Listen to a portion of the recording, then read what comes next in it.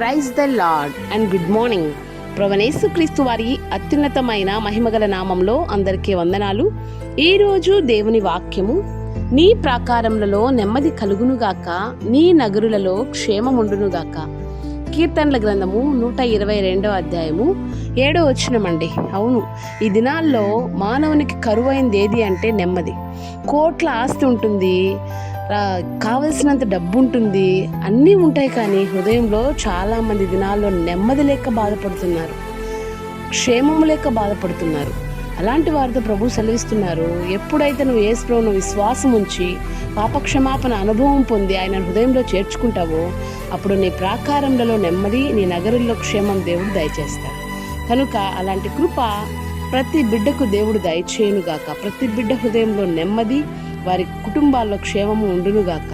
దేవుడి మాటలు దీవించునుగాక. May God bless you all. Amen.